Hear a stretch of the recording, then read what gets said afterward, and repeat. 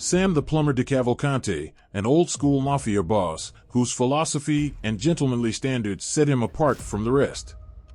From running a $20 million a year gambling empire to keeping his crew in line with the mafia's code of silence, Sam's story is one for the ages.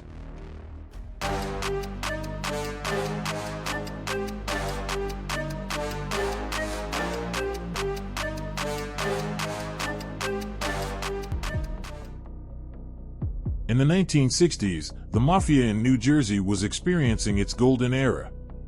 What was once a chaotic and unstable territory of criminal activity transformed into a structured and highly efficient underworld operation. For decades, New Jersey had been considered a wild west of organized crime, an area where various gangs fought for control, lacking the discipline and structure seen in New York's five families. However, all of that changed when one man rose to prominence and reshaped the landscape of the state's criminal underworld. That man was Simone DeCavalcante.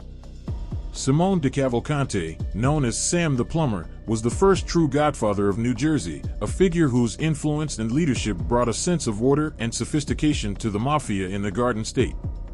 Unlike the disorganized and often reckless criminal factions that had previously dominated New Jersey, DeCavalcante's organization operated with a level of professionalism and efficiency that rivaled the legendary crime families across the Hudson River.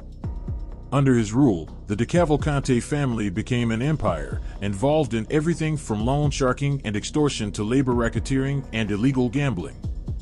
His ability to unite various factions and enforce discipline within his ranks allowed his family to flourish, amassing wealth and power in ways previously unseen in the region.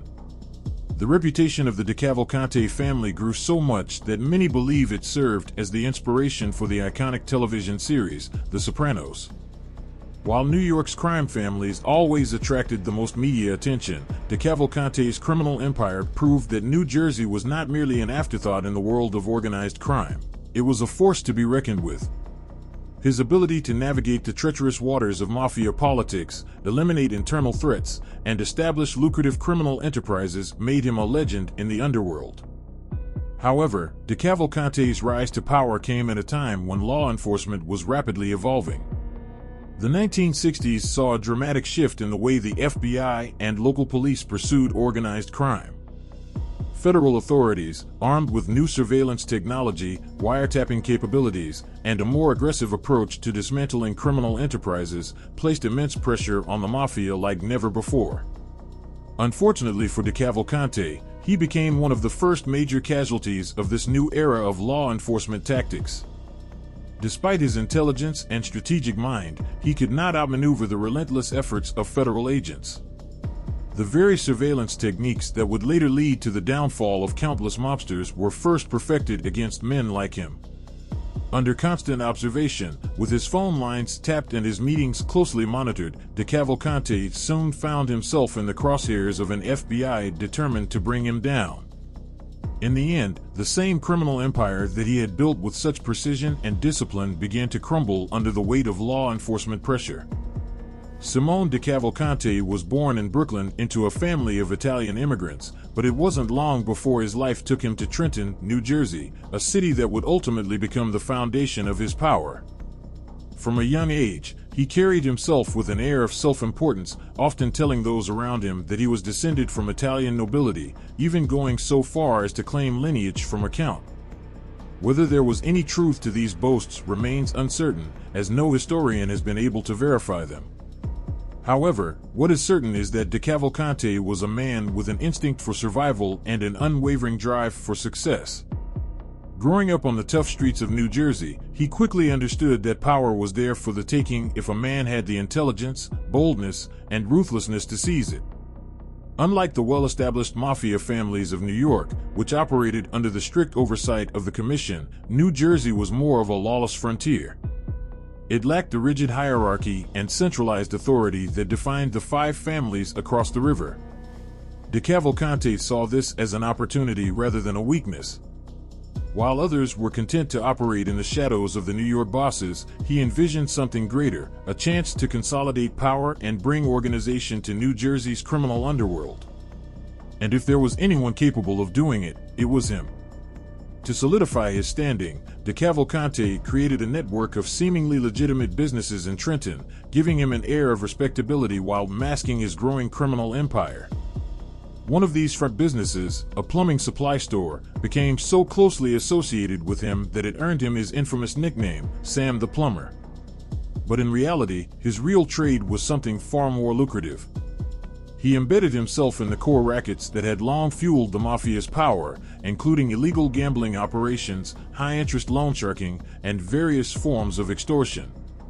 His ability to manage these enterprises efficiently, while maintaining a facade of legitimacy, made him a figure to be reckoned with in the criminal world. By the early 1960s, DeCavalcante had positioned himself as a key player in New Jersey's criminal hierarchy, but he still operated in the shadow of an older generation. His cousin, who led the state's underworld, had long been the dominant figure in organized crime circles. However, in 1964, fate intervened when the aging boss's health took a severe turn for the worse. Seeing an opportunity, DeCavalcante made his move. His reputation as an intelligent, pragmatic, and highly effective leader had not gone unnoticed by the commission in New York, which ultimately granted him their blessing to assume control. With their endorsement, the transition was seamless, and for the first time, New Jersey had an undisputed mafia family under a single leader. From the very beginning of his reign, Simone DeCavalcante understood the importance of forging strong alliances. Unlike many of his predecessors, who struggled to gain recognition from the powerful mafia families of New York, he secured their approval early on. This acknowledgement from the commission legitimized his leadership and allowed him to exert control over New Jersey's underworld in a way that had never been done before. For decades, the Garden State had been plagued by brutal infighting, with various factions constantly at odds, each vying for dominance. With DeCavalcante at the helm, much of this chaos was subdued. He brought structure, discipline, and a sense of order that had previously been lacking. One of his first priorities was to expand his ranks. Before he took control, New Jersey had relatively few fully initiated mafia members. While there were plenty of criminals operating in the state, only a small number were officially recognized as made men. DeCavalcante sought to change this. He personally oversaw the induction of dozens of new soldiers, significantly increasing the number of men under his command. This expansion not only solidified his power but also ensured that his organization could exert influence over a wider range of criminal enterprises without being undermined by outside forces. Despite being a criminal through and through, DeCavalcante adhered to a set of old-school principles that set him apart from many of his contemporaries. He viewed himself as a leader in the truest sense of the word, not just a man who profited from illicit activities, but someone responsible for maintaining stability within his organization. He believed in discipline, loyalty, and a strict code of conduct. He took pride in presenting himself as a respectable figure, often demanding that his men do the same. He would scold subordinates if they looked sloppy or unkempt, insisting that their appearance reflected not only on themselves but on the entire organization. His sense of responsibility extended beyond business matters. He even took it upon himself to intervene in the personal lives of his associates, attempting to mediate marital disputes and keep his men focused on their work rather than personal drama. Under DeCavalcante's leadership, the criminal underworld in New Jersey became more intertwined with legitimate society than ever before. His reach extended beyond the streets and into the political and business spheres, where he cultivated relationships with key power players. Through a combination of strategic alliances and well-placed bribes, he gained influence over politicians, law enforcement officials, and business leaders. This network of protection allowed his operations to function with minimal interference for years. He and his associates amassed tens of millions of dollars through a variety of illicit ventures, including illegal gambling, loan sharking, and extortion. At the height of his power, he was more than just a mafia boss. He was a significant figure in New Jersey's political and economic landscape, a man who, despite his criminal activities, wielded real authority. However, no empire lasts forever, and DeCavalcante's reign was no exception. While his ability to manipulate and navigate the underworld had served him well, he underestimated the growing technological advancements in law enforcement. The FBI, having shifted its focus towards dismantling organized crime, saw DeCavalcante as a prime target. In the late 1960s, federal agents installed listening devices in his office and began what would become one of the most extensive surveillance operations against the mafia up to that point. For 2 years, the FBI eavesdropped on every conversation that took place in his inner circle, collecting thousands of pages of transcripts.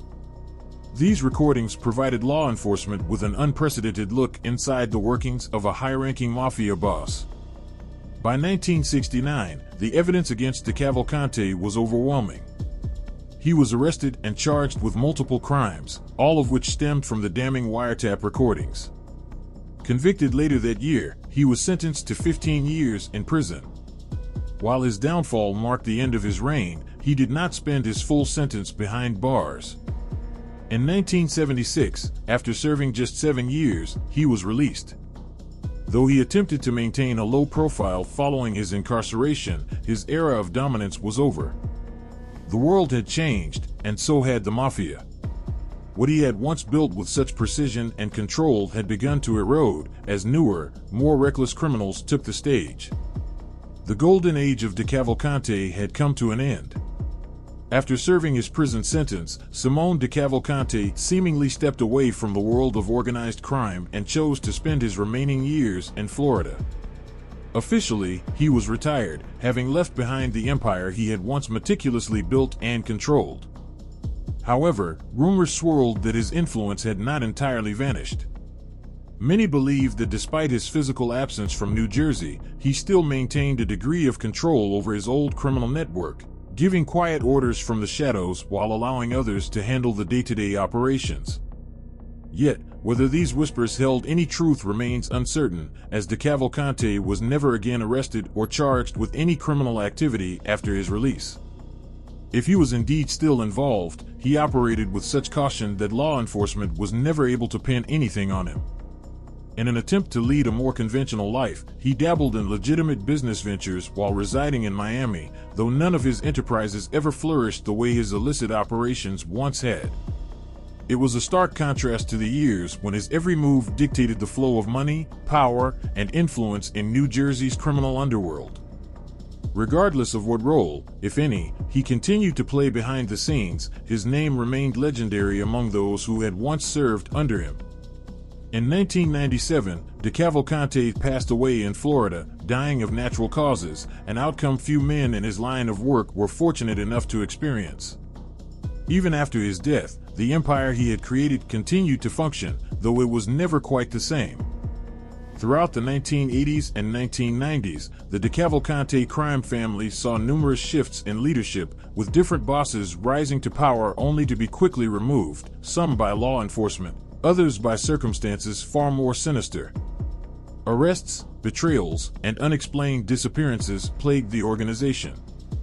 The once well-structured and highly disciplined crime family that DeCavalcante had ruled with such authority gradually became more unstable, with no successor able to match his level of control or vision. Despite their best efforts, none of the men who stepped into the leadership role after him were able to replicate the influence or success that had defined the family under DeCavalcante's reign. The political connections he had cultivated, the intricate bribery networks he had maintained, and the sense of unity he had instilled within his organization began to erode. The profits, once soaring under his rule, dwindled as the family struggled to adapt to a changing criminal landscape. Without a leader of his caliber, the DeCavalcante crime family became a shadow of its former self, a far cry from the days when Sam the Plumber controlled the streets of New Jersey with an iron grip.